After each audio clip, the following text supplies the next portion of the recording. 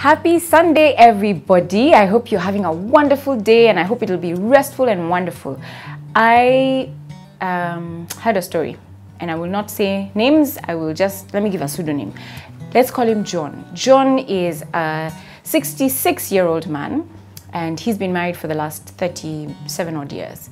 And he and his wife have had a relatively okay marriage, except that he's those men who don't want to be asked any questions about where he's spent his money. And so he has gotten into businesses that have resulted in them acquiring a lot of debt.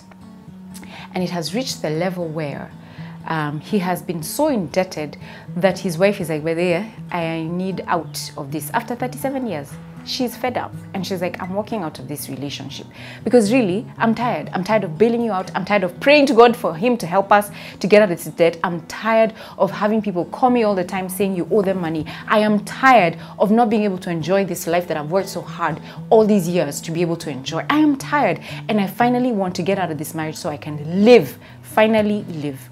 And he doesn't get it. He doesn't get it. He's like, but I'm doing this for us. I am getting into this other deal, but I just need to borrow a bit more money so that we can get it.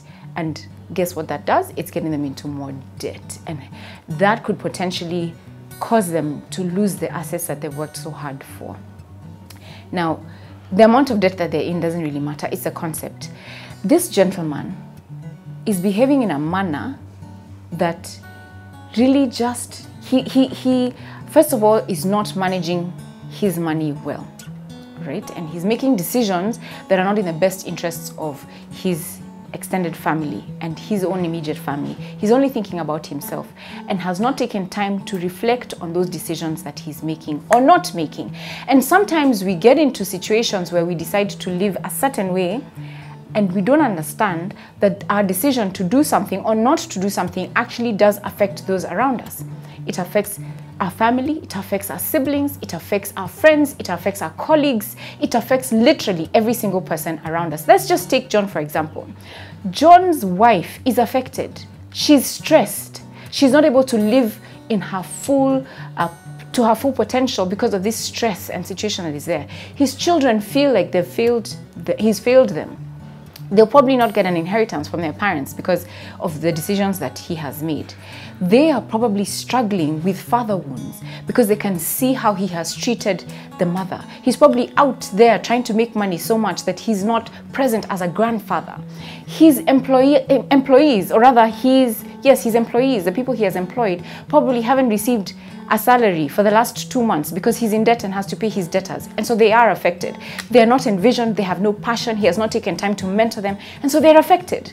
So what I'm trying to say is this: whether it's a debt issue or whether it's you sitting at your office and playing solitaire once you finished your work or Candy Crush and not taking time to understand how do you add value to your employer, you're living life without living in excellence. You're kind of just surviving and being what we call fogodari, like doing just nonsense work and not being excellent in what it is that you do, whether that is selling vegetables out there, working at a reception, or being an entrepreneur. When you don't work with excellence and you don't work on being the best version of you, you're hurting others. So it's not just about you, you're actually hurting those around you.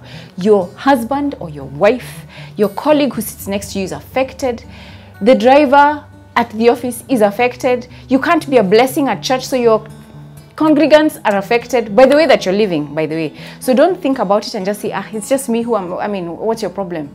You are hurting those around you. So before you decide to just get by with mediocrity, please realize that your choices are not just affecting you, they're affecting everybody who encounters you. So let's live lives that result in everybody who encounters us to be blessed and to be encouraged and to want to do great things, as opposed to just getting by with mediocrity.